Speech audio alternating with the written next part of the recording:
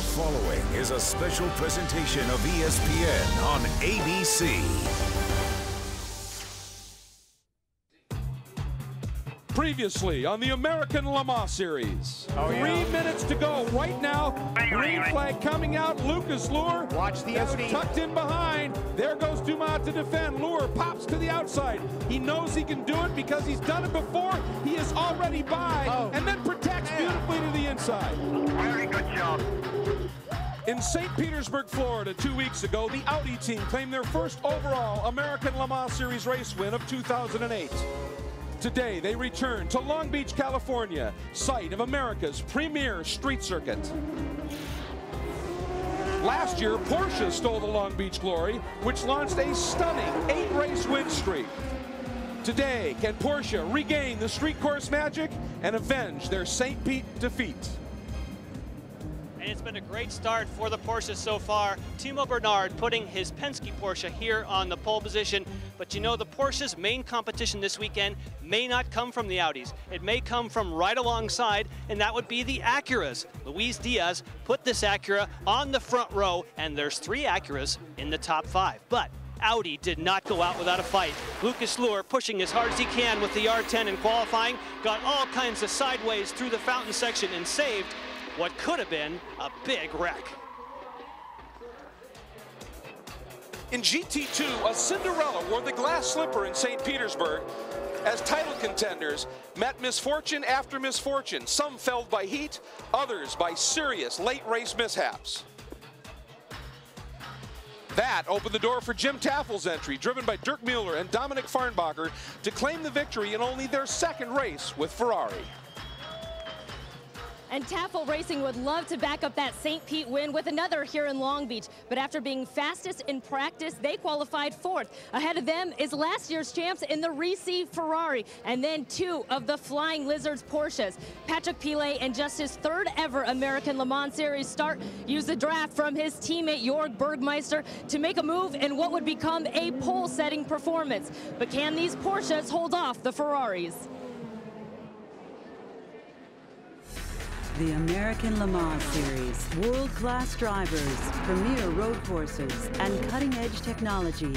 Born in France in 1923 with the first running of the 24 Hours of Le Mans, the American Le Mans Series is the glory and the grueling reality of world-class sports car racing. This is the American Le Mans Series. For 33 years, Long Beach has been setting the standard for street circuits in America, blending the glam of Southern California's entertainment industry with the excitement of America's top road racing series. Today, after a superb debut last year, the world-class international-style sports cars of the American Le Mans Series return for the 3rd round of the 2008 title chase, the Grand Prix of Long Beach, here on ESPN on ABC. There may be other street circuits, but there is only one Roar by the Shore. Hi everybody, I'm Greg Kramer, joined by sports car veteran Bill Adam. And Bill, there's a festival atmosphere at this event unlike any other, but with 4 different classes competing on the track at the same time in this race today, when the green flies, getting to the front is serious business. So if you will, take us through our Kumo keys to winning. Well, Long Beach is remarkable, and I think it's going to take 2 major keys, the first of which I'll call brain management. That's where the driver is going to tend to use his brain more than his right foot. Now, earlier today in practice and qualifying sessions, we have seen tremendous action on the track, a lot of mistakes being made. It only takes one mistake where a driver actually stuffs his car into a barrier, tears off a small aerodynamic aid on the car. He's going to be so slow and maybe necessitating a pit stop, which requires a long, slow drive down pit lane. Effectively, that would take him out of winning. The second thing is the hairpin here at Long Beach. Now, this is the slowest corner of any track we race at all year long. They're down to 1st gear, the only time these drivers use 1st gear, and critical to get a good launch down this long, long straight. If you want to win, you have to do that. And showing you just how important it is, let's take a ride on board that diesel engine Audi R10 with Alan McNish. Here we are crossing start and finish line on Shoreline Drive. We're already in 5th gear, approaching 175, 180 miles per hour before hitting the brakes very hard at the 400-foot mark. down into second gear for the tight first corner. You've got a little bit of understeer push at this point, but hard on the throttle before one of the slowest sections I've ever seen. Round the roundabout, beautifully spectacular, but very difficult in a big car. Second gear for the right-hander, watching the bump on the apex, then the car skips before getting back in the power. A very tricky open corner here. Massive adverse camber that you don't see until you approach it, which makes the car jump around and oversteer. Before a quick acceleration up towards the Hyatt Hotel, down into second gear, a little bit of push then, and then a big wide exit away, third, fourth, fifth gear, and then coming down into the one onto the back straight. This is very important, but very tricky. So it goes from very wide to extremely narrow. We then accelerate hard along towards the last part of the circuit, and this is a good overtaking opportunity, as you just saw there. Braking again at 400, down into second gear, and a little bit uphill here. The car's slipping and sliding, and then the long left before the hairpin. This, I think, is an extremely tricky section. You go into the hairpin, down into first gear, maximum lock. I can drive my Audi RS4 around there quicker, and then I use all of the 650 horsepower diesel power to shoot me across the line. And qualifying on this legendary circuit produced the closest starting grid we have seen so far this season. It was some great action. Time for you to meet the drivers in the top qualified cars in each of the 4 classes that run here. And we start with the overall qualifier in P2. Hi, I'm Timo Bernhard. I was born in Homburg-Saar, Germany. Hello, I'm Romain Dumas. I was born in Alès in France. Hi, I'm Lucas Luhr from Koblenz in Germany. Marco Werner from Ermating in Switzerland. Hi, my name is Jan Magnussen, and I'm from Roskilde, Denmark. Hi, I'm Johnny O'Connell from Flowery Branch, Georgia. Patrick Pilet, Le Chesnay, France. I'm Johannes Van Overbeck from San Francisco, California. And in each one of those 4 classes, there are some great scenarios building for success today. So let's take a look at our Progressive Direct storylines. I think in P1, we've got to think about the Audi strength. This is an incredibly strong car, able to withstand contact, and it is built to win Le Mans. It is an ultra, ultra powerful car. If you look at the P2 division, think about fuel economy. Not only have they been faster at qualifying, they can go farther on fuel. This will be a 1 pit stop race. Last year, the fastest car did not win this race because they chose the wrong pit strategy. And the GT1 Aston Martin couldn't pick up all the pieces after a nasty crash at St. Pete. So it'll be the 2 factory Corvettes battling it out. But this rivalry between the 2 cars is alive and well. Johnny O'Connell in the number 3 Corvette said sometimes being friends with these guys makes you want to beat them even more. And you just don't get into the sport if you're okay with being second. And in GT2, the Ferraris, or the Porsches, the true rear engine cars, were very fast in qualifying. The question is, can they maintain that speed through full race stints, or will the better balance of the mid-engine Ferrari pay dividends when it comes to the end of the race? As you can see, we are on our pace lap and looking forward to getting underway with what is going to be the shortest race of the season at 1 hour and 40 minutes. Should be interesting. That really is something new too, and we're going to get into more of this later on, but pit stop timing is going to be so crucial. As somebody brought up earlier to us, the fact that the Audi really is, well, he actually here, just let me stop this right now. Look at them lining up. Green already, they got a very early green start. That will help both the front row cars. Boy, and look at that Lowe's car, working it very hard. We're 3 abreast, almost 4 abreast, looking way down to the inside. That is Brabham and the Patron Acura, but it is the 2 Porsches that get into turn 1. Side by side, the Acura attack blunted early. That was a great move by Penske Porsche. Both cars took advantage of that early start. They got up along. They used the strong mid to upper range acceleration the Porsche has over the Acura. They're very close coming off the corners at low speed, but once the speeds climb, the Porsche has a definite advantage because of the direct injection motor. They do have a better horsepower curve.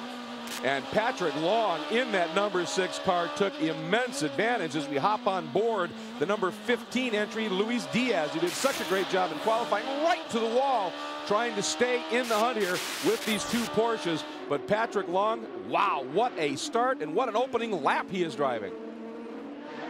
Very, very smooth. Patrick really has a lot to prove here. He came away from St. Pete's not having the best of races. Contact with a number of cars, and in fact got talked to by the American Le Mans organizer. So he really... His crew is saying it all. They want him to be nice and smooth, get into a rhythm, and just be as comfortably quick as you can. Don't stretch the car, don't risk it. And for at least 6 or 7 laps, he'll be able to do that. But by that length of time, they will already be at the back of the pack, and they'll start lapping. This is where the advantage will then shift to the Audi, the big torque car. Well, Jan had mentioned that it was that car on the outside of the front row, the Acura, that maybe was going to be the player in terms of the Porsche battle. But look at this start once again by Patrick Long, playing exactly to what Porsche wanted to do, get both their cars out front. It was magic by Pat Long. Look at this move. And watch him right down the inside of the track. Look at this alongside. The one Acura has to move over, and then because he has a better entrance into the corner, a little bit wider, he can go in there safer. Nicely done by both Penske Porsche teammates. And Bernard had to tighten the exit of that turn up just a little bit. That lost him a little speed. Long through, and has given himself a little bit of breathing room. Dropping back, there is Lucas Luhr in that #2 Audi, all over the back of Scott Sharp in the Patron Acura. And right here, let's see. Now you saw Lucas right there. He cranked that steering wheel over as far as it would go. They literally are on steering lock, and watch him close on this Acura down the straight. Incredible horsepower to this big V12 diesel. Look at this, blowing by him. And Sharp, I think Sharp realized it was inevitable. I mean, he didn't make any kind of a defensive move, and Luhr is through. Now the question is, will he be able to move up and take it to Luis Diaz in the Lowe's Acura? Yeah, I fully expect that we will see Lucas do that very thing. The crew, and I think a word of compliment here goes to the champion Audi Motorsport crew. This is a car, the Audi R10, that was designed to win Le Mans. That's it. That is topmost on their priority list, and really shouldn't be as good on a circuit like this, but the crew have got it working. And one of the things the crew has done, Bill, you talk about that hairpin, you talk about the steering lock. They've worked very hard over the winter to give this car more steering lock and a much better turn in and exit off of the hairpin. As you said, it's the slowest corner they will see all season. Last year they knew they were in big trouble. The champion crew, the Audi crew, working very hard to be sure this car is much better this year. Well, and I think you look at, and there is the primetime race group Viper, who were involved in that big crash at St. Pete. This is the spare car that had been built up in a big hurry to get it here. It's not quite as trick a GT2 car as the one they had at St. Pete, but problems early, and they have pulled off and parked it. And right now you can see the worker trying to get information as to whether they're going to be able to move it, whether they're going to need help. And right now, if this brings out a full course caution, way too early for any kind of pit stops, but it does open up windows again for some of these drivers to be able to stretch fuel. Yeah, it does, and I'm sure they're going to have to call a pace car incident out there, because that looks like it stopped in a very quick part of the course. They need to get it out of the way in case a moving car happens to come into contact with it. So potentially dangerous. They need to get it out. Well, and they have just called that full course caution, and indeed you see the yellow flags flying around the track. So we have our first full course, and we get a report that it is the rear axle has had an issue with that primetime Viper, and going to end their day very early. And they put in 505 man hours over the course of 7 days to get that backup car built up and get it here, and then to have it go away within a couple of laps. That is frustration. But a dedicated crew and a great team, and they're going to be around for a long time. And there's a great crowd on hand here watching this action here in the American Le Mans Series, third round of the championship. Here are your class leaders in each of the 4 classes, and Pat Long, with an amazing start, leads it in the P2 Porsche from Penske overall.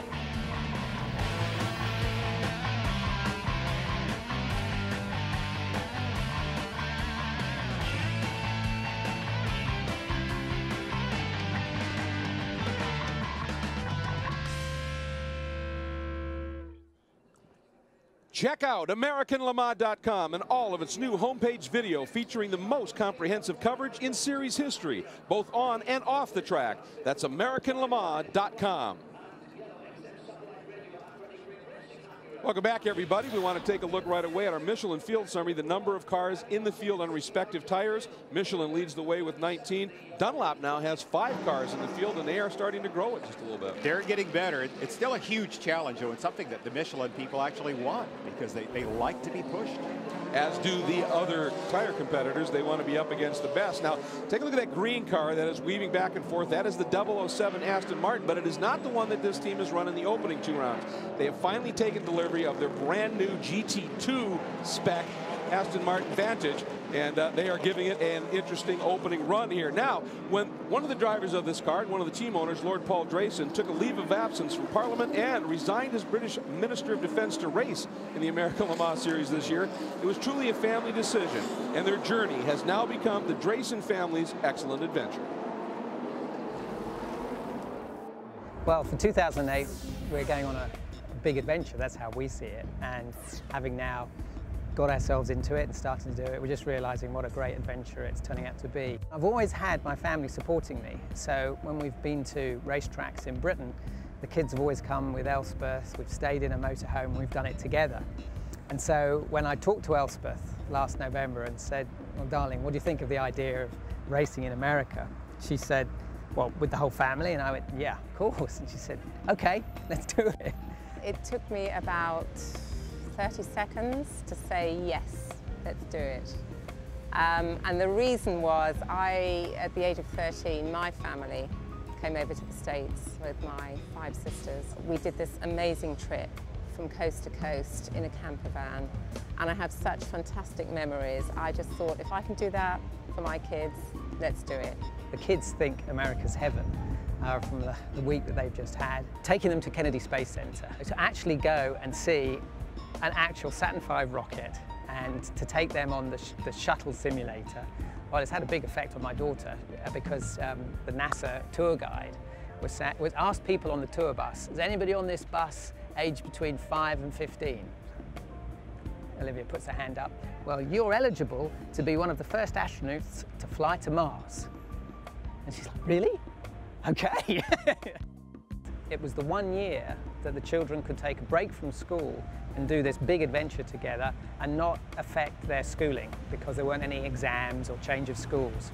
I certainly have the philosophy that we're given one, pretty short time on the planet, make the most of it. And one of the most important things I'm going to teach my children is to be thankful for the time that you've got and make the most of it. Whatever you do, put your heart and soul into it and really go for it. And I hope that the kids, in doing that with them, some of that rubs off on them. And I think I'm seeing that, some sort of self-reliance and an optimism and being up for trying new things. And when you leave the level of government that he has to do this, I mean, that message to the kids of follow your dreams, boy, is he living it. What an immensely likable gentleman he is, very much in the vein of Richard Branson. All right, and we are going back to green. You hear the call, and Long got a beautiful jump. The question is, what are we going to see from the Audi down in the back? And they did not get off that hairpin very well. They're the top 3 cars. Now the Audi is starting to spool up. He's taking a look down the inside, but he wasn't close enough. The Audi able to get deeper in under braking. BUBBA behind them thinking about a move as well. And John Field running just a little wide. Keep it going. He kept it off the barriers as well, but losing a lot of track position. Patrick Long, particularly impressive on both of those starts. Really, really heads-up driving on his part. Yeah, he has been absolutely stunning here in the early laps of this. We're going to see if we can take a look at what happened to John, trying to follow Biela here. Yeah, down the, oh man, nice work, John. Look at, you can see smoke off the right front tire. He locked his brakes, very heads-up driving, decided to go to the right of that Audi instead of making contact with it, so credit him to that. And there is the 5th place car, the Patron Acura. There is Biela. And right behind them now, of course, Brian Herta with Field's issue has that number 26 Acura from the Andretti Green team there. We hop on board with Gerardo Bonilla, who is currently 11th overall, 8th in the P2 class in the BP. And you can see carrying a little Speed Racer logo for the weekend as well in this Mazda. Following the 2 Dyson entries immediately ahead down this long straight. Oh, and there he got it. That's gone underneath the Acura. He's up into 3rd place now. Lucas Luer, you just saw him there. Well, that time he was able to get out of the hairpin and be close enough, and that was the key. On that restart, he just wasn't quite close enough. And obviously, when you've got a car that's one, heavier, like the Audi is, two, carries a higher top-end speed, like the Audi, then you have to brake sooner. And that was exactly what happened. Now, let's take a look. We're going to hop on board here with the Lucas Luhr and watch the pass that just happened in real time.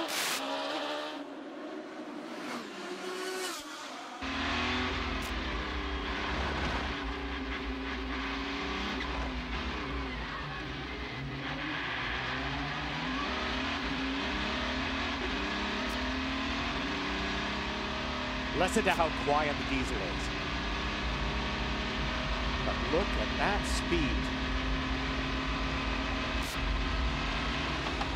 Boy, that is awesome. That thing, one of the most difficult parts about driving this car that Lucas has admitted to as well, because you can't hear the engine, it's very tough to discern when you're getting wheel spin. And they've actually put small white lights on the edges of the dash display showing when you're getting wheel spin to help these guys feel when the car is about to kick out sideways. But one thing you saw there as well is coming out of that hairpin, he lost a lot of ground to Diaz, and even with the improvements they've made, just the heavy nature of this car and that long wheelbase nature just does not make it effective in that hairpin, and it took him a while to get down there. Now, let's check in with what's going on in GT2 and the number 46 pole-sitting car, the Flying Lizard Porsche with the orange windshield stripe, so you can pick it out. Continues to lead the team car, the yellow windshield stripe of Jörg Bergmeister right behind, and then it is Jamie Mello in the 62 Ferrari, and then Dominic Farnbacher in the Tafel entry, and right behind them is Alex Davidson, the young Aussie, doing a nice job in that all-white Porsche right behind this car as we hop on board. Well, Greg, that 62 Ferrari, of course, the defending champs in GT2, they've got all of 1 point to date. And I talked to Mika Salo about that. He said, you know, we have a lot less to lose than the other guys. We're kind of in a must-win situation, at least must get as many points as possible. But he said, you know, these races are all out anyway, but he thinks that they can perhaps be a little more aggressive than some of their GT2 competitors. Well, Mika Salo just was aggressive there because he tried to go up the inside and intimidate the second Flying Lizard Porsche. Did not bite. He held his ground, and Salo wisely backed out of it. But it's a very close battle right now. Last year, as you talked about, the Ferrari really did dominate. Porsche couldn't handle them. They just were too strong. But a lot of changes have happened over the wintertime. Porsche have a brand new gearbox, reputedly 50 to 60 pounds lighter, and that has given them a much better tire wear in the back end. They're not overheating their tires any longer, and they become incredibly competitive. But still, who would have thought after the first two races that that car, the number 62 car, had 8 wins last year, the drivers would have 1 point. It has been a very tough season. Let's take a look now. This is the current top 5 in the GT2 category here at Long Beach. Van Overbeek in that top qualified car continues to lead out front. This broadcast is brought to you with limited commercial interruption by Porsche.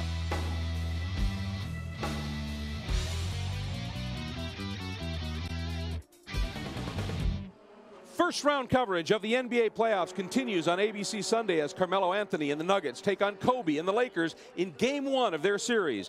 The NBA playoffs first round on ABC Sunday at 3 Eastern, your NBA destination. Coverage begins next, except on the West Coast, with the GMC NBA Countdown at 2:30 Eastern. For more information, log on to ESPN.com.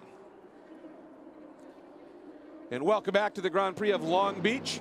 Taking a look at the action in the GT1 category, as Kelly mentioned earlier, with problems for the Aston Martin after the crash in St. Petersburg. It's just the 2 Corvettes, but we have stocked so many trying to give chase at this point, but Mags just seems to have the measure right now. Now, one of the interesting stories for Ollie is not only does he drive racing cars incredibly well, he is a marathoner. And he had a recent run April 13th in the London Marathon. He was one of 35,000 runners. He had hoped to break 3 hours. Didn't quite do that. Ran 3 hours. Happened here again in Long Beach. That is a concern for the team. Well, they had a half shaft problem at Le Mans last year in this car as well. And some of it is because it's a carbon fiber half shaft. It's to do with harmonics at times. Just that technology is unbelievable. Meanwhile, GT2, this battle is tremendous. The top 5 cars in class still running in virtual lockstep. And now they have some P1 traffic in the midst as well, but there are your two Lizard cars up front. There is the number 62 Risi Ferrari sitting in the third spot, and they now, because of some of that traffic, have a little bit of a breather back to the 71 Tafel Ferrari and the 87 Farnbacher Lowell's Porsche behind them. So right now, these three cars, this is serious. Yeah, now, and it's going to get even more serious in a few minutes too, because we just overheard on the radio that number 46 is to let the 45 past. The difficulty there is, how do you let that one car go by you, your own teammate, without giving the opposition a chance to do it at the same time? Because that Ferrari is a heartbeat away. And here's the leaders coming through. Again, oh, no, watch. There is driving with the brain instead of the right foot. You've got to be so careful, because keep in mind, everybody you're coming up to pass is actively involved in their own race. They may only be watching the car that's 100 feet ahead of them. They might not have had a chance to look in the mirrors, so it requires a huge dedication. The Audi flashing by under acceleration.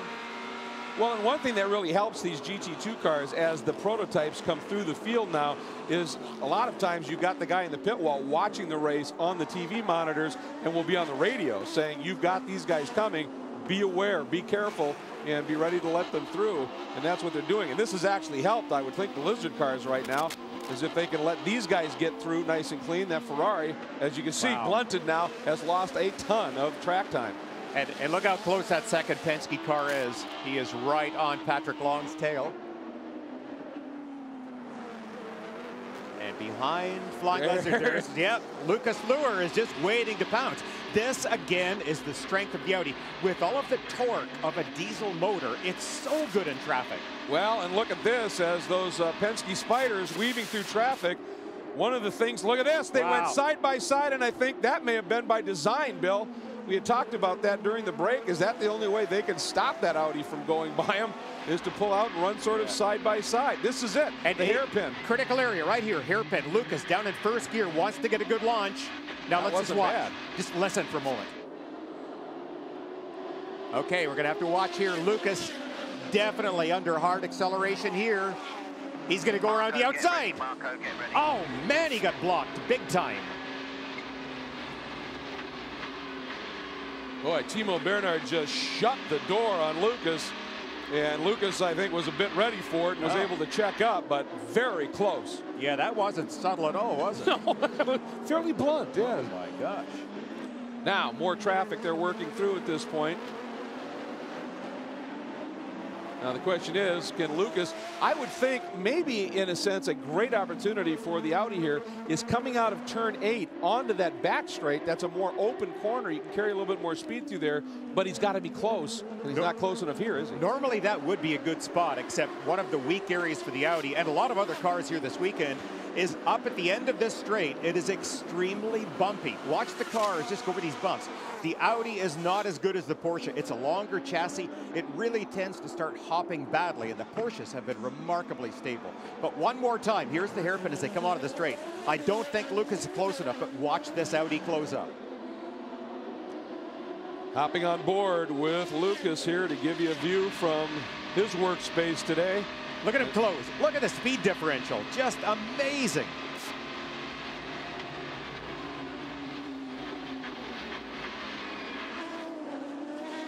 Well, you know what? So far, still pretty clean. Timo is blocking, but nothing to the standpoint of being dangerous or really blatant, flagrant blocking. That's okay. He's got the right to put his car any place he wants on the track, and he's taking full advantage of that interpretation. Well, and you can see, obviously, Lucas was kind of confounded. Should I go out? Should I go in? And that means that Timo was doing his job to perfection. Driving with his brain, not his right foot. That's good. But with clear track in front, you can see that these Porsches, as soon as you get into the twisty stuff, it's just the lightweight nature and the great engines that they have in these cars. They get into and through these corners so effectively that it just makes it very tough for this car to stay close enough in to get the run out, does it not? Okay, one more time. Look at the wheel again. Cranked right over as hard as it will go coming out of the straight. Remember Alan McNeish saying his Audi RS4 was faster through there than a race car. Probably true, in fact. Going to go back and take a look on the goings on in GT2, and there continues to be Johannes van Overbeek. who continues to lead. Now, if there was the report that Jörg Bergmeister was going to be let past, well, that P1 car right there, that's right in the mix. There goes Jörg. Has certainly affected that scenario right there. There are the two Ferraris, the Risi red Ferrari and the Tafel blue and white car. And right between them are the two Dyson entries having a big battle of their own. And then coming up behind this group in 5th in GT2, there it is, the number 87 Farnbacher-Lowell's entry. And we hop on board with that car right now. Alex Davidson, very talented young Aussie. Last year won the Australian version of the Porsche Carrera Cup in a very, very solid display. Has been a busy boy. Listen to some of these onboard sounds. Oh, they are phenomenal, aren't they?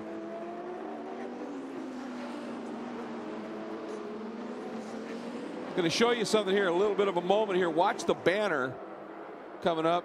That was kicked by somebody else. There you go. Well, better up and over the car than stuck in the radiator inlet. No doubt about that. Ducts. That worked okay. There we are on board with young Alex Davidson, giving himself a very solid run, currently running 5th in the GT2 division, 19th overall here at Long Beach. We're going to take a quick break, and after this message, we'll be back. This is a word from our ABC stations. You're watching ESPN on ABC. The NASCAR Nationwide Series Aaron's 312 airs from Talladega on ABC this Saturday afternoon. Coverage begins with NASCAR Countdown at 2:30 Eastern. For more information, log on to ESPN.com. One of the great stories for the American Le Mans Series as of late has been the tremendous burgeoning interest of manufacturers, and Acura's commitment to success in the series was further enhanced with a huge announcement this weekend of yet another top-notch entry by a new team with a familiar leader. We're here to be successful, you know, make no mistake about it, and to do everything we can to help the Acura Motorsports program and the Acura brand. We realize that we have a lot to learn, you know. I'm not committing to any results in the short term. We announced we're going to be racing in Salt Lake, you know, Simon Pagenaud, who's I feel is a great young talent, and also a major sponsor like Panasonic joining us. I mean, I'm like, wow, sometimes I have to pinch myself. Things are going very well right now. And Bill, everything about that was immensely positive. Yep. Just the fact that Gilles de Ferran's going to be back, but with Pagenaud and with Panasonic, a huge sponsor outside of the sport, that's, I mean, just tremendous news. It is, and I expect he will be very successful with this team. I always really liked him when he used to run the open wheel series, one of the better drivers. Delightful guy to deal with all the time, and he is very serious about this endeavor. Well, and having spent all that time running basically the Honda Formula One team, he's learned a great deal about team management as well, and you know he is going to compile the right people in the right jobs, and has already done that in many of the key roles in that team. This is going to be a great program. It will for sure. And it's going to be fun to watch that car with Gilles de Ferran and Pagenaud next year running here on the streets of Long Beach. And meanwhile, we hop on board once again with Lucas Luhr, who continues to try and stay with these two Penske Porsches. Now, we showed you some of that banner problem, and he, in traffic again, is closed up on Timo Bernhard. You just see Timo, the yellow car, right there as they head through here. And in traffic, he is at the back. Look. Look at the banner underneath there. That's the banner that we saw go off one car, over another car, now under the Audi. Yeah, I don't think that's going to give the Audi any problem at all. It won't disturb any of the underbody aerodynamics at all. It looks kind of strange. You know, Lucas has gone by Timo.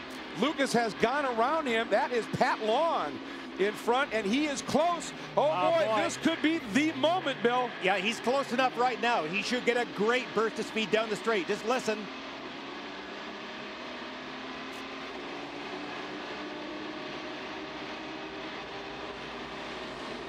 Very smart right here, backing off the throttle a little bit. Heads up driving, Lucas Luhr being really patient. But also to Pat Long, who knew what was coming, used that traffic absolutely perfectly to trap Lucas behind it. That's two pros doing it as good as it can be done right there. But Lucas earlier in traffic, that Audi has got so much torque that when the cars in front of it, the Porsches, the Acuras, end up slowing up and having to run the traffic's pace. gives the Audi a huge advantage. Now here's how he moved up in his second overall. Okay, again, coming off the hairpin, using the strength of the car.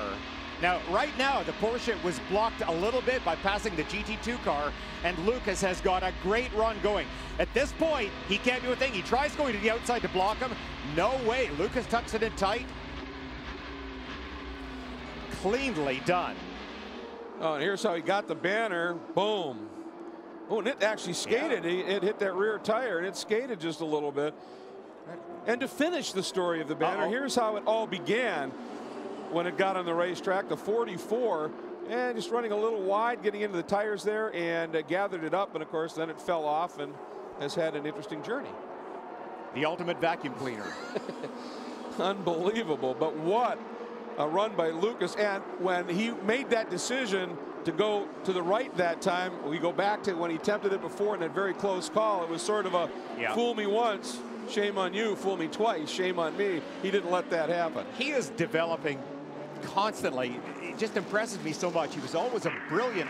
That banner's underneath the floor. It's not in a bad position. When we do the stop, I don't want any time lost getting rid of it. But if someone could remove it without losing time, then do it. If not, don't worry. Okay, well, there you just heard it. They're not concerned about it at all. There's nothing underneath the car at that point the banner could potentially block. There are no cooling vents, nothing like that. So this, other than looking strange, not a problem. And the only, I would think, potential problem is if the banner loosened up, got under that rear tire when it was loaded in a certain corner or whatever, that, because we saw it skate just a little bit when he caught it. But other than that, and he is now staying as close as he can, trying to do anything he can to find a way by Pat Long, who frankly just seems to be on a mission here. Pat Long is driving brilliantly, but Lucas Luhr is right there matching him with the car. And I'll say it one more time. The Audi R10 is a car that was designed for the ultra high-speed circuit of Le Mans. That was the goal of winning with this car. Theoretically, it should not be as good, as competitive on the slower circuits as it is right now. So credit to the crew for setting up a very drivable car. Now, you talk about Luhr evolving as a driver. He is a three-time champion in the American Le Mans in GT2, but he has made the step into these cars, and as you said, doing an incredible job. But he also is the best driver on street circuits in American Le Mans history. 8 starts, he has won 7, including St. Pete. That is pretty impressive, and he is doing the job right here. Here we go. Take a look at our P2 current standings in this class. Long leads it over Bernard, but remember now, those two have been split by Lucas Luhr.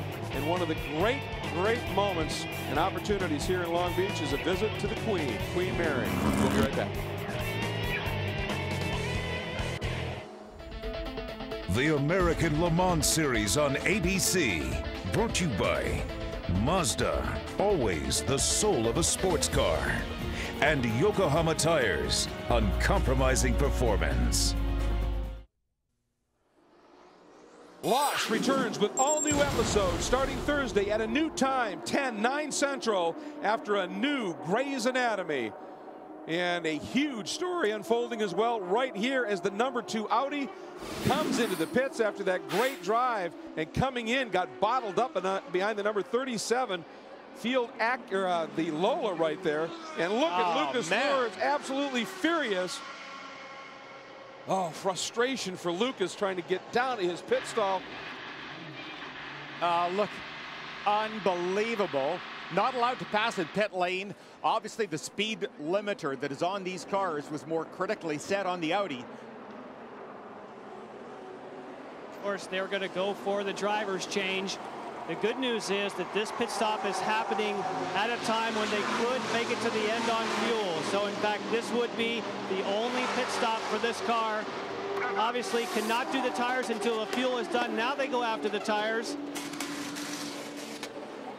A little longer on the driver change than you would hope. You definitely want to have the driver change done before the tires. They finish just about in synchronization. At the same time, the Porsches certainly have to be thinking about making an early stop. Now, if you stop this early and there's no caution, this was a good move. If there is a caution, maybe not so. Well, Jan, the key was we were watching the Porsches coming out of the hairpin, and Werner did get out before the Porsches went by.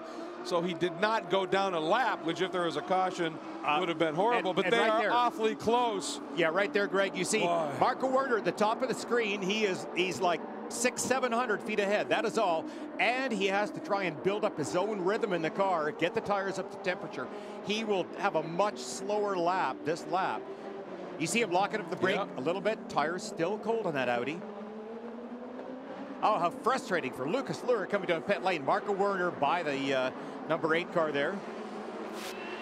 Yeah, I mean, slowed up coming into the pits and then slowed up all the way down pit lane because of the difference clearly in the limiter setups on the 2 cars. But we have seen Werner's magic, that qualifying lap at St. Pete. We'll have to see whether he can find it here just a little bit. And the key is don't let those Porsches get by you, just in case there is a caution, and then hope they pit. Well, what he has to hope right now is the number 8 car maybe holds him up a little bit, because they would love to put him a lap down. That number 8 car, once that AER engine spools up, has some good straight line speed. Into the straight, under braking, it's all over. And that's Marco Werner right directly ahead of the Porsche there as we're looking around the fountain.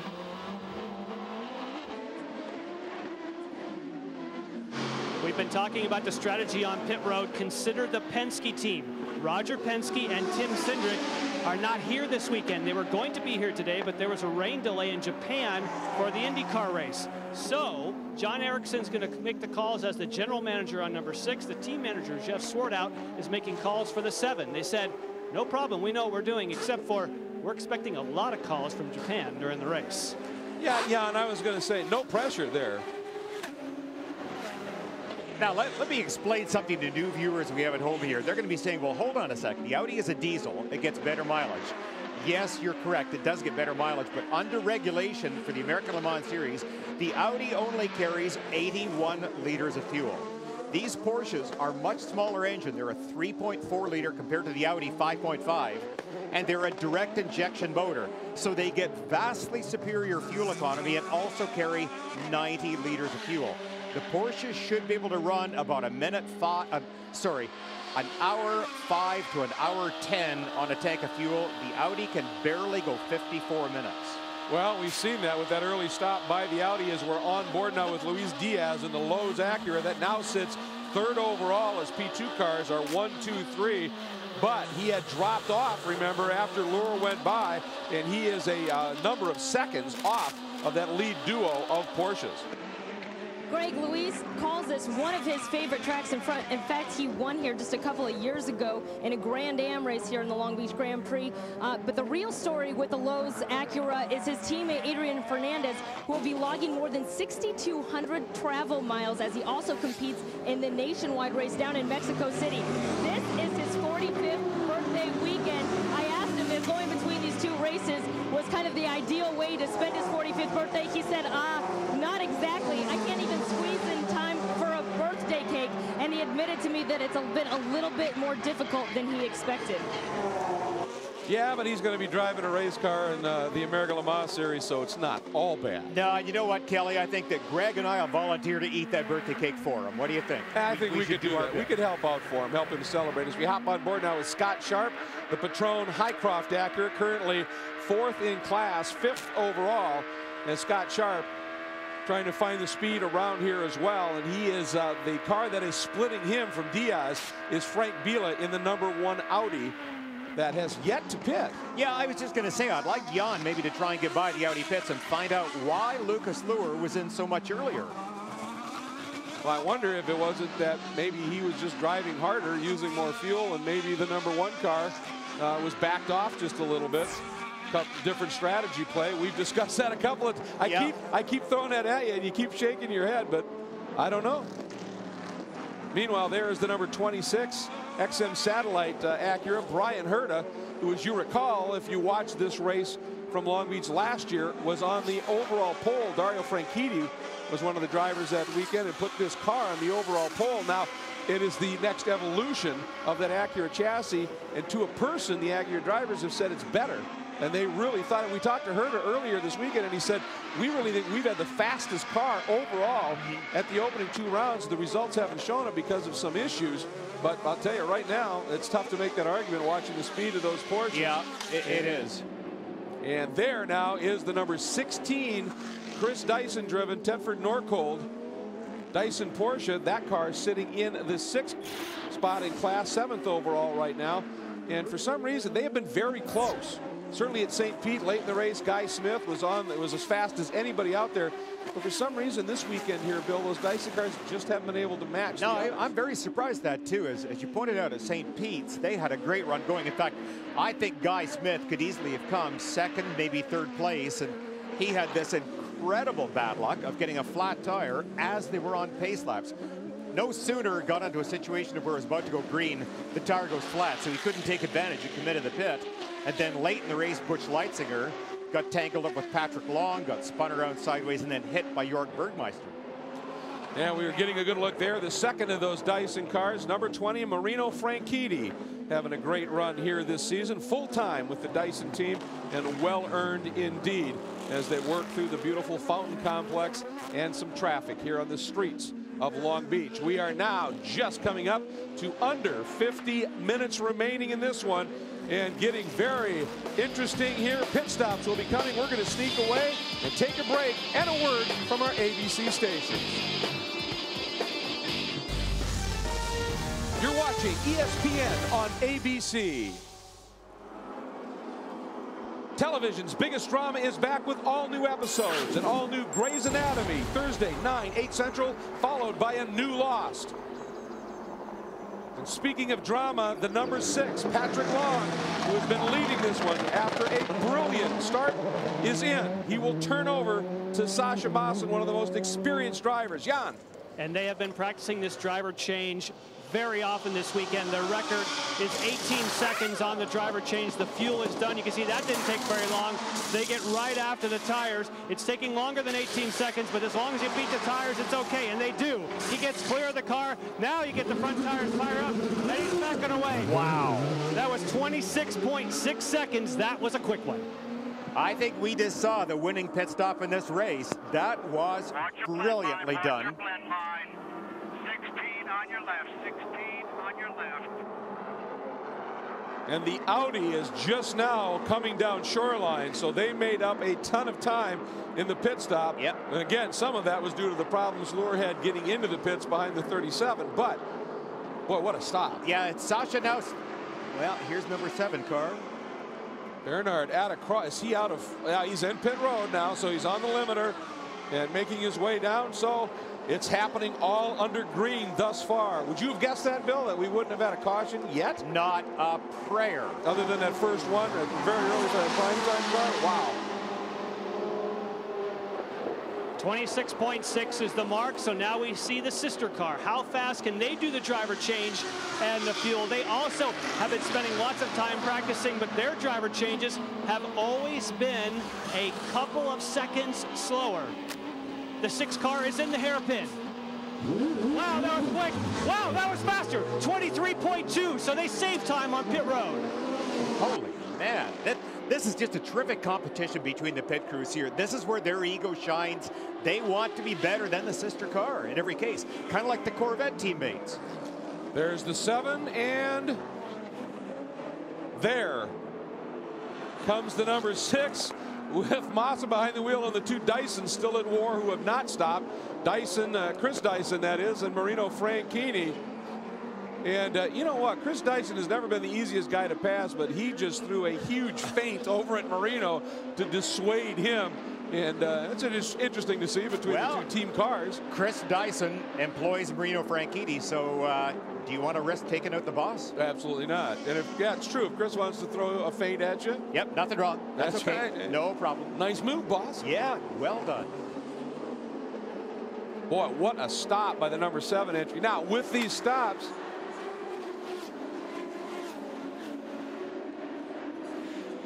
all right, now we get a report from his spotter that Chris may not have been throwing a blatant block, but it may have been there was a piece of debris on the track. Watch that lead car here now. Oh, sure. There was a that's why there was a yellow there. Definitely. Okay, we didn't catch that, but that's what that yellow flag was flying for, and that explains that. Now, you see that yellow Porsche, the car right in front of it, I believe, is the Intersport. Lola and Jan were down with the Audi. Just finishing up the pit stop for the number 1. Frank Vila climbing from the car. Pirro in there. This is a little longer stop, almost 31 seconds. Now, to answer the question, why did the 2 pit before the 1? The team strategy down here was the 2 was not out of fuel. They wanted to stop 1 car on the first part of the window and their other car on the end part of the window. So they had both parts of the strategy covered. We'll find out which one was the better choice. Yeah, my feeling is that they did not make the better choice. Why not take a chance on running Lucas as long as possible with the 2 Penske cars? Keep them in touch. And the number 15 Lowe's Acura in for the pit. You see Luis Diaz getting out of the car. Adrian Fernandez taking over behind the wheel. They're going to put fresh tires on there and, of course, fuel it up. Now, Adrian Fernandez has as much track experience here in Long Beach as any of these guys, but this is another team that's experienced a lot of frustrations early in the season. They've run very strong in the first 2 races, but don't yet have the points to show for it. Kelly, you're right about his experience. He's had 14 previous starts here, and we gave you a shot of that debris because the pits have now closed, and we have had to go full course yellow. And the reason is you're not going to send a worker out on that blind exit of the hairpin where everybody's throttling it up and run out onto the track. So they're going to go to full course caution and get out there and get that piece of debris out of the track. But boy, all of these strategy plays now are going to get suddenly twisted and skewed a bit. Yeah, interesting too. We just got a report that the car number 7 during that last pit stop may not have gotten his radio plugged in, so they might be out of radio contact. That could come into play should anything go wrong or anything mysterious with the car. He can't talk it. Oh, sorry, we just got it cleared up. He apparently has got it back in himself. All right, so we are covered there. It looks like they are in good shape at this point. The crowd loving the action. And XM Radio is featuring the cars and stars of the American Le Mans Series and its exciting 10th anniversary campaign all season long on XM Channel 144. Don't miss any of the action.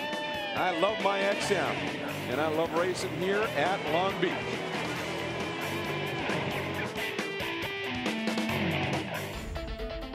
The American Le Mans Series on ABC, brought to you by Audi, truth in engineering, and Michelin, a better way forward. Welcome back to Long Beach, California, where we are under our 2nd full course caution of the day here in this 3rd round of the American Le Mans Series action.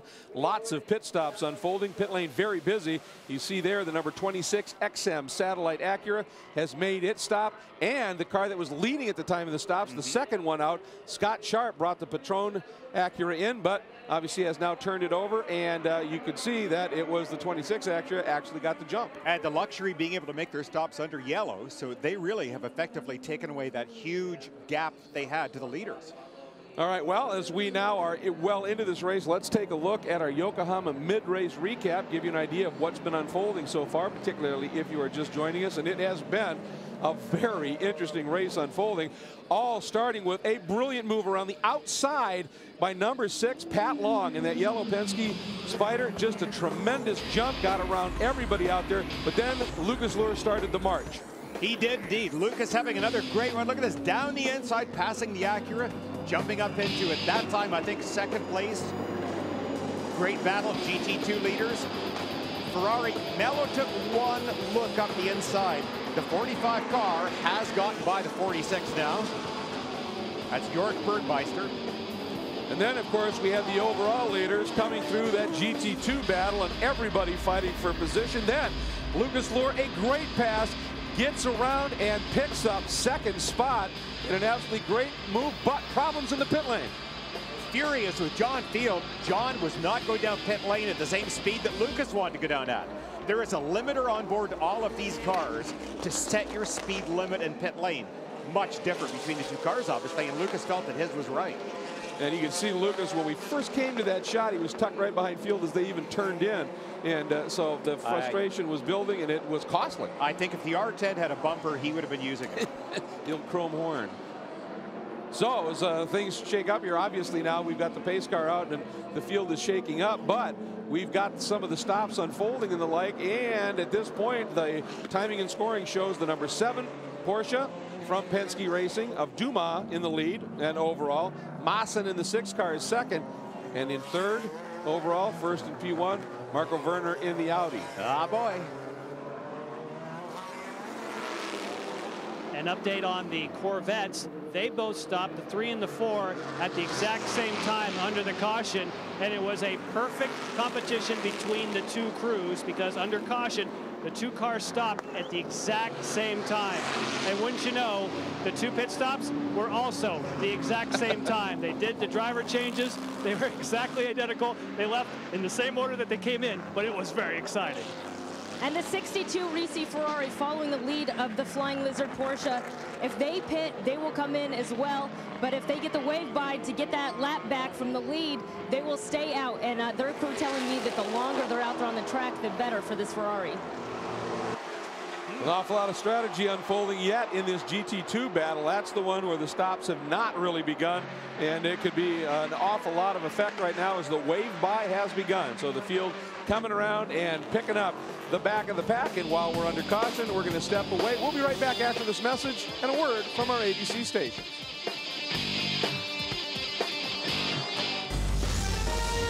You're watching ESPN on ABC. Welcome back to Long Beach, everybody, and one of the great stories that is unfolding is the Progressive Direct storylines in the 4 classes that we've been following, and let's see where we are. Can P1, the Audis, beat the P2 cars?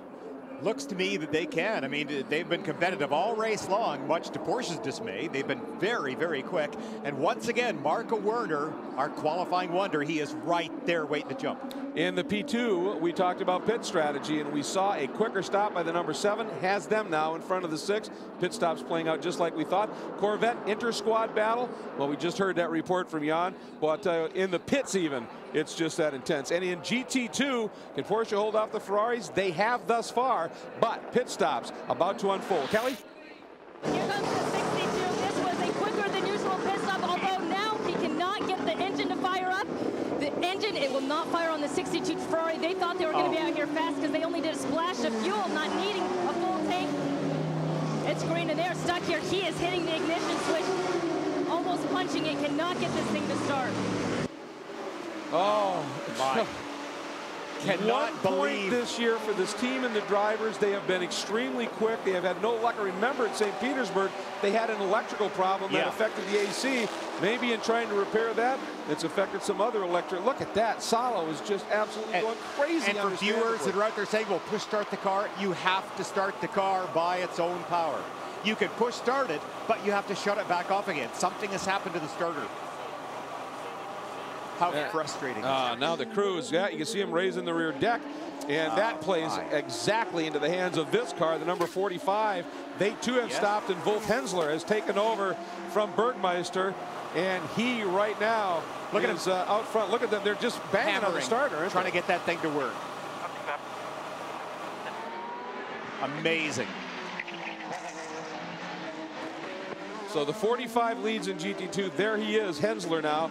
Pilet, his team car, the number 46, the young Frenchman who put in that amazing lap in qualifying. You can see him back there with the orange stripe. That's the margin, first to second. As they come whistling down Shoreline Boulevard, and behind them now, there's a couple of yellow Penske's making the march up to the pack as well. Well, we just saw one of the Penske's go by right there. And Mark. The crew chief here on the 62 Ferrari telling me that starter problem does not have anything to do with previous issues. And as you see, they are just getting under power. Now it is stalled again. He said the engine's stalling, but he does not believe that has anything to do with their previous issues. They went off without the wing. Oh, unbelievable. They're running up to the number 9 pit to get that on, and you can just see a look of defeat on the faces around here in this pit. This is reminiscent of the Ferrari pit stops in old one. They used to be a joke. Just mistake after mistake.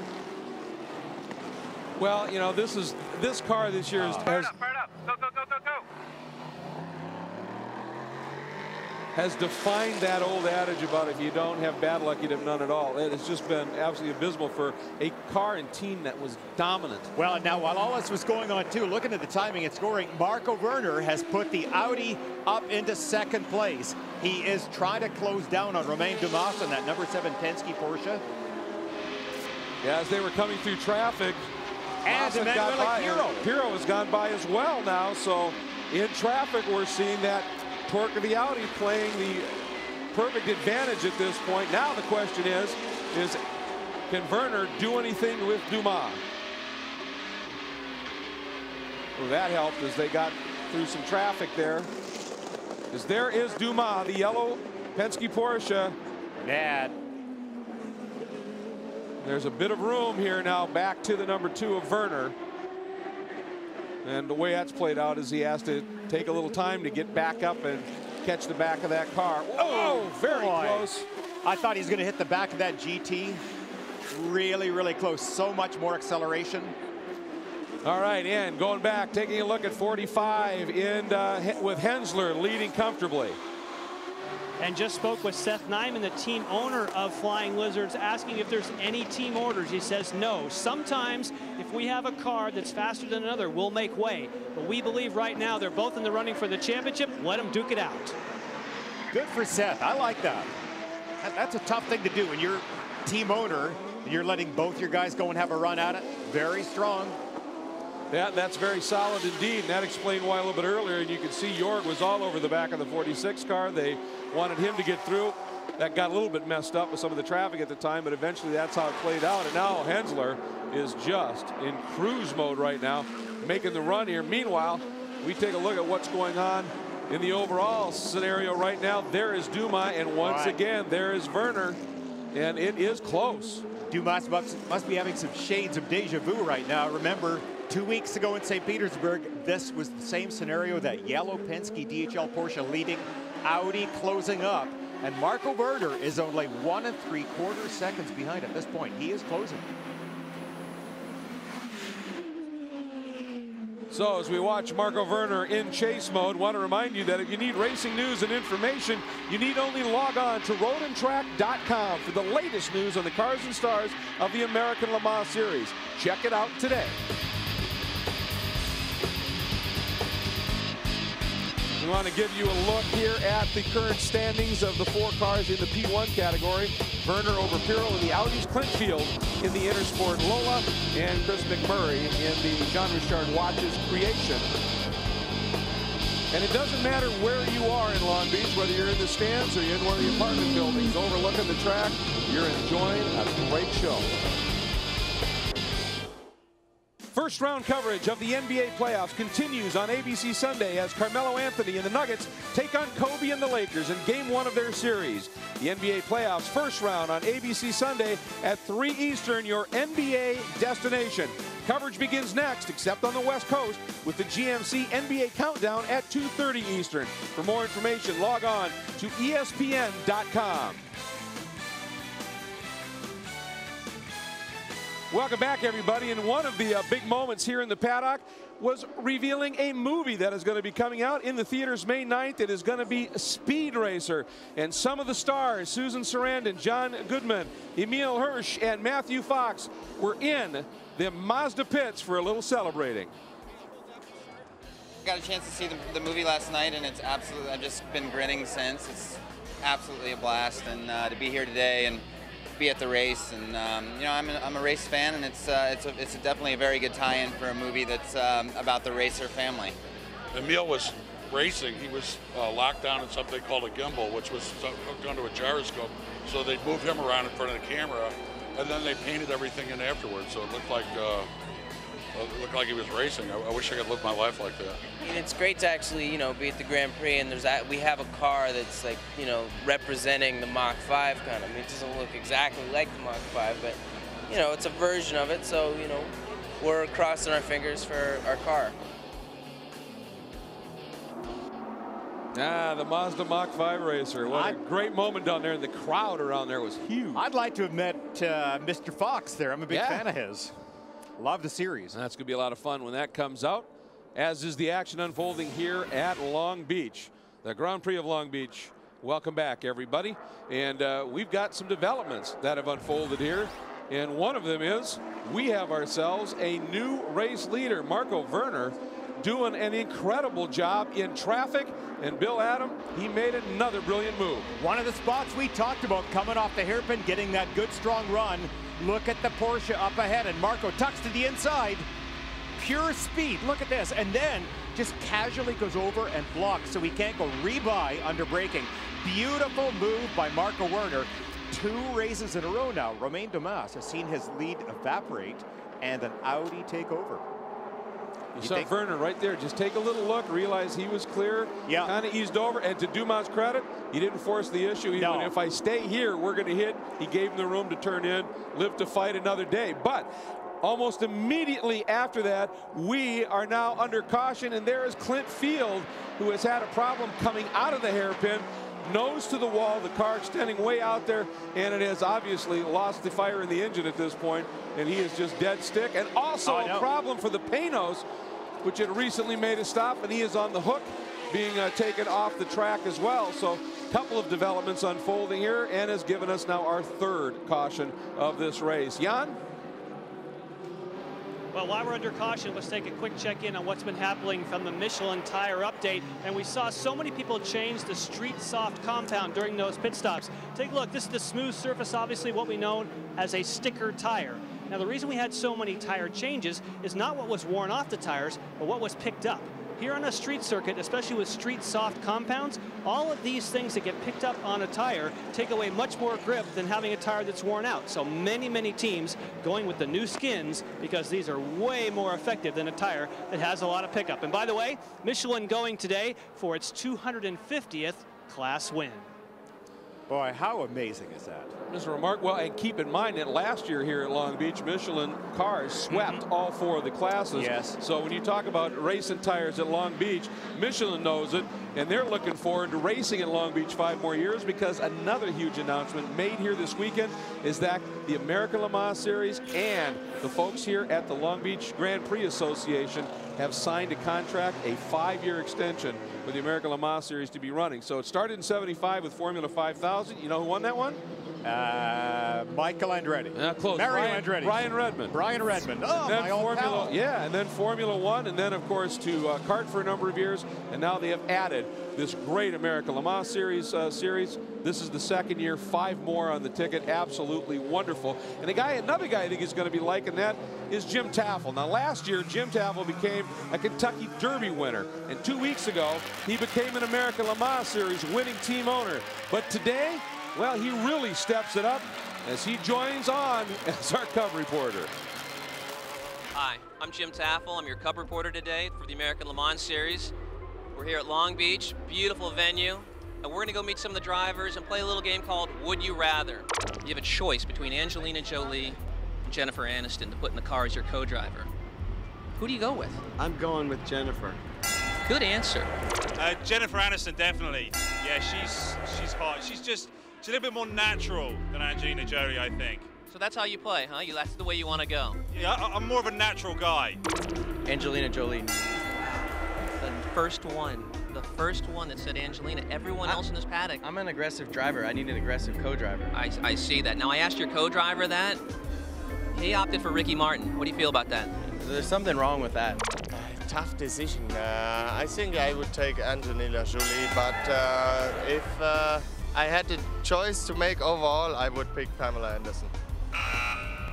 Pamela Anderson, wow. What do you take? The girls, for sure. We're Patron, come on. What do you think? We're the fun guys. We're going to play a little game, Would You Rather? I would rather, yeah. Would you rather be in a debrief with these 2 nice young ladies? Yes. Or would you rather have Jennifer Aniston and Angelina Jolie as your co-driver for this race? These 2 girls, these are great. You got to pick whether it's Angelina Jolie or Jennifer Aniston that you put in the car with you. What's it going to be, Chad?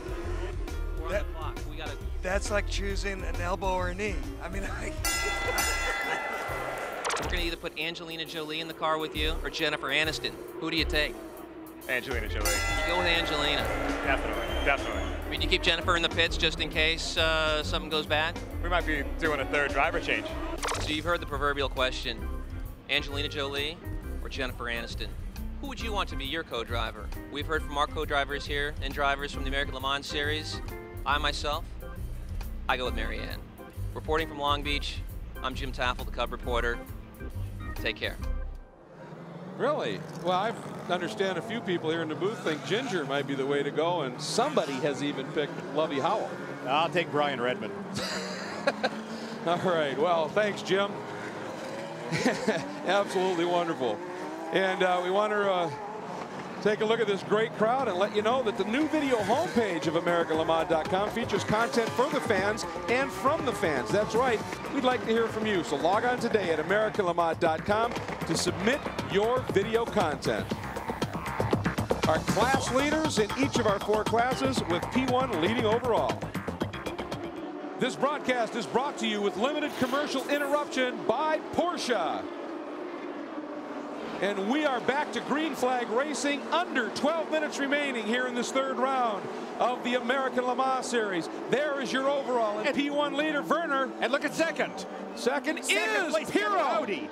Emanuele Pirro has vaulted past the number 7 Porsche of Romain Dumas. This is absolutely stunning. Well, and keep in mind that Pirro and his teammate Biela did not run at Le Mans, so driver's points not an issue for them. This is magic for Werner and Lucas Luhr, who are in it for the full season. They've got their team car behind them and separating them from the Porsches from Penske. What an amazing story for Audi. Considering they qualified 6th and 7th, Bill, to have them running 1-2 coming up on 10 minutes to go. Just unreal. Now, what was that all about? Car number 7 weaving down the back straight as if he was having a fuel pickup problem. Or was it some of that pickup on the tires that Jan was talking about, just trying to scrub something off because he wasn't getting the turn in he needed? Normally, I would think if it's just pickup, you let the car go into a corner, and if it's a strong push, you make it push even more, wear it off that way. Well, as we watch Werner just stretching it out a little bit, a guy who's got to be sporting a huge grin is with Jan. Yes, and of course that's Lucas Luhr. You had a great drive in the car. How much fun to come from behind and use that diesel power just to blow by the P2 cars. It's really cool. I mean, that's what TDI stands for, you know, a lot of power. And I think we used it quite well in the beginning. I also overtook some cars on the braking, so we improved really the car and the braking as well. And then it's fun to drive. Now the 2 team cars were on different pit strategy. Obviously they've now worked out to be the same. Yeah, now it's the same. I mean, we knew that if we want to beat the Porsches here and we want to go for the overall, we had to play a little bit the tactics, because the fuel strategy from the series favors a little bit LMP2. But other than that, it worked fine. We are 1-2 at the moment, and hopefully it stays like this to the end. Thank you, Lucas. Right where they want to be. Well, they are, and another guy who's right where he wants to be is 4th overall, 3rd in the class right now, excuse me, 2nd in the class. That green Petron Acura from Highcroft Racing, David Brabham, has gone around Mawson as well and is all over the back of Romain Dumas. And this, folks, is for the P2 lead. Well, what must be going through the mind of Romain Dumas right now? 2 weeks ago at St. Petersburg, we saw him run down by Lucas Luhr, passed with 3 laps to go. He basically lost the race that close to the end. Today, he's been run down by not one, but both of the Audis. This is going to play a bit of a head game with Romain, and he really has to try and settle in right now without losing confidence. A big challenge. That's a tough thing to do, Greg. And the problem for him in trying to do that right now, he can't just try and regroup and go after necessarily the Audis, because he's got Brabham right there. This is the battle in GT2 for the lead. There it is, the 71 Taffel Bell Micro Ferrari going for its 2nd win in a row after earning its first ever win only 2 weeks ago. Mueller behind the wheel, but look at Hensler and Pilet, the young Frenchman. Oh, nice slide by Pilet, throwing everything at it here. And he put this car in pole with a wickedly quick time, and now they are in it. 3 cars covered by the blanket, Ferrari, Porsche, and coming up on traffic. Well, we are just getting some great battles here. Ferrari, how magical does this get? Ferrari versus Porsche. And again, the Porsche right on the tail of that Ferrari. Here he is. He's going to make a shot. No blocking. Nicely done. Nice. That was clean. Well, the 71 Tafel Ferrari got into first, made the move from fourth to first, in fact, in the last set of pit stops, because not only the problems with Mika Salo and his Ferrari, but also they decided to forego with putting on new tires. So they're double stinting their tires, had a shorter pit stop, and were able to get out in front of those Flying Lizards. And though that does beg the question, how good are these tires when they're under full heat attack from the likes of Hensler and Pilet? And Pilet got a great run. He's looking, he's going to go for it. We're almost three abreast. Pilet inside of Hensler, but being a good team guy, backed out of it just a little bit, did not want contact. And boy, did not want to lose contact with that Tafel Ferrari, but they are now up behind the number 5 Tornos Visi Porsche, which had an incident in St. Pete and is struggling just a little bit. Brake lockup from Hensler gives you an idea of how hard he is driving. Now, see if that Ferrari could get by the number 5 VC entry. He does. Hensler, you would think that Porsche will let those two go. Yes. He does nicely. Heads up driving. Really, really good intelligent driving right there by all of the people involved. They're going to try and use the relative strengths of the car. The last time we watched up at the hairpin, Hensler almost bumped the back of the Ferrari. So I think the Porsche might be getting through the hairpin fractionally better. He couldn't take advantage of it at that time, but here he's back far enough that he, oh, and another big lock up there. Number 46 car, that right front brake showing how deep he's going into the corner by Pilet. He's trying. Now watch this as they go through. See if the Porsche can get a run off the corner. Now, nail it now. Hard down.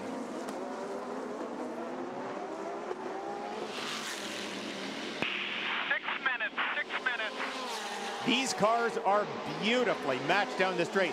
To bring you up to date too, Marco Werner has a 2.6 second lead over Manuel Piro in the second Audi, who in turn is half a second up on Romain Dumas. So Dumas has not given up. That radio we're listening to is the number 45 car. Second in your screen, the yellow windshield stripe. The Flying Lizards Porsche, Wolf Hensler behind the wheel right now. Pilet right behind him, and actually now, nice job by Dirk Mueller, who, believe me, folks, is an exceptionally talented driver. He is. A works driver for Ferrari, a factory driver, and he has actually opened it up just a little bit at this stage. And Hensler has Pilet to worry about right now, big time in the mirrors. I think Mueller would love to give this team 2 in a row. This would be just terrific for them. But well, last year Mueller ran a Ferrari for Peterson White Lightning at Long Beach. Yeah. And it was his first appearance in that car here and put in the fastest lap of the race. So, boy, yes, somebody had a big bunch of lockup in front of these guys. Doesn't look like it affected anything. So Mueller very good in a Ferrari around the streets of Long Beach. And speaking of great runs, Gunnar Jeanette, the number 48 Corsa Motorsports Ferrari, Steve Pruitt's group, and they, along with their starting driver, Johnny Mollum, have given this a huge run. They put in a tire switch after the first round of the championship, and they have been evolving this car. Boy, it came good with a good run in St. Pete, and it's even stronger here, 4th in class right now for this team. They're coming up to the Audi put a in lap. the background. There's Marco Werner coming out of the straight. There's the second Audi. That's 1 and 2. Look at how tight that battle is back there. Romain Dumas, David Bradman, the Acura right behind him.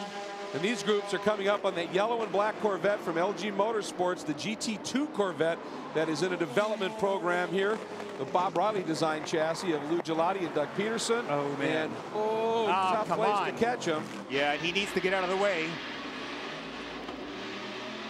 Well, that Corsa Ferrari that you were talking about, they have to run with a very conservative setup because they have not had any testing time with these Dunlap tires. So they had to go with a setup that will work with any set of tires, but is not great on any. So when they had a 4th place finish at St. Pete, they said that was absolutely a victory to them, that they had just hoped to finish that race. So you got to imagine that they're pretty excited about being 4th again here in Long Beach. I would think incredibly exciting. Now, while we were watching that great GT2 battle, there's some interesting things going on in the P2 category. Watch this, Bill. Tight quarters action. Holy man, it's not getting much tighter than it. That is about as tight as you want to go. Just barely taking advantage down the inside.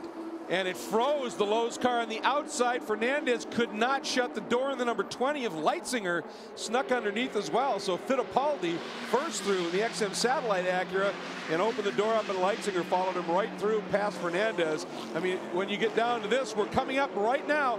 3 minutes left in this one. Werner has 2.1 seconds over Pirro, who's got 1.5 back to Dumas in this battle for P1, P2, and the overall. Yeah, just a remarkable job one more time by this Audi crew. They have done a phenomenal job on car setup. Both drivers able to really throw these big Audis around the track using all the horsepower. In the background, look at how tight that battle is getting. You're looking at Romain Dumas right ahead of Brabham, and then Sasha Maassen. Suddenly he is not totally out of the picture, and in fact is running laps as fast as they are. Also, we got word the number 45 car was asked to let 46 by. They would like to give Pilet a shot at running down that Ferrari. Speaking of shot, Brabham taking a big run here. Uh-oh, and he got almost squeezed to the wall there by Dumas, and that was a bob and weave. A little bit more than that one move, perhaps, and Brabs wisely sensed it coming and checked up just a little bit. But right now, he looks to be very quick, but we are under 2 minutes to go. And you heard the call. That was 2 laps to go. Let's quickly take a look at the Acura move of the race, and it was an easy one to determine. A magical move by Lucas Luhr in the Audi, Bill. I agree 100%. It was just brilliant. Here we are on board, coming down the straight, weaving his way through the Porsches. That was your Acura move of the race, and it paid off big time as Werner was able to sneak through those Porsches, pick up the overall lead, and he has held it up until now. 1:20 to go. He's in some traffic, but he's got some traffic splitting he and Pirro sort of acting as a buffer back to Dumas. Oh, boy, look at Pirro too, just trying to dart and weave through this traffic. Again, these guys are so smart. They're so Brabham experienced. got by. Brabham did. Brabham has now picked up the lead in P2 and 3rd overall in this one. And if this were to hold, it would be this team's best finish ever, a win in P2 on the heels of their previous best finish at St. Pete 2 weeks ago. Here it is, Bill. You're on board the Acura. Just listen to this. Little wiggle off the corner. Look at David going to slot down the inside, tries to move over on a block, and he doesn't. They tanked. They did. A winglet came off, I think, of that Acura, but I think Brabs had said, this is my one shot, enough's enough, I'm going through, and we have just begun our final lap. Yeah, he made the right decision at that point. You know there might be contact.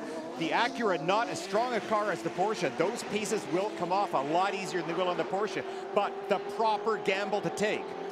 There is Werner on his final lap. Pirro as his wingman right now, essentially. And Brabham behind. You can see us open it up just a little bit over Dumas.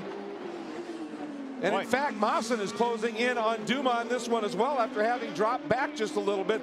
What a story for Brabham, Highcroft Racing, and the Acura program here to get the win. And boy, that car right there. Yeah. Smoking badly coming out. And they are coming up on the GT2 battle. And it is still the 71 Tavol Ferrari in front of the 2 Lizard entries as they turn in. There is Werner. He is coming up. And he's got to be so cautious at this point because he's got to be aware that battle is so tight at GT2. They probably won't be watching the mirrors very closely. I think he did the wise thing. He left that through. Werner has won it. Marco Werner. Look at Lucas. Luhr, 2 in a row for Audi. We are on board with Dirk Mueller. This is the 71 Bell Micro Ferrari. And because Werner did not pass them, they have to run one more lap. Look at Hensler right behind him, the yellow windshield stripe. Pilet in the orange windshield stripe. The blanket over these 3. Last lap, the battle for GT2. And guess what? One of the most storied rivalries in the history of sports car racing. Ferrari and Porsche always it alive in GT2 in the American Le Mans Series. Yeah, and I think you may see a gamble move on this lap. They have very little to lose at this point. Take a shot at it. See what happens here. This is the last time down to the end of the long back straight into turn 9. Mueller defends a little bit. A dissuading line in. Now, what happens? Look at the Porsche. He's looking at it. Couldn't do it there. Does he straight line dive to the apex in the hairpin? Mueller covers. Turns in a little bit sooner. Now watch Pelé.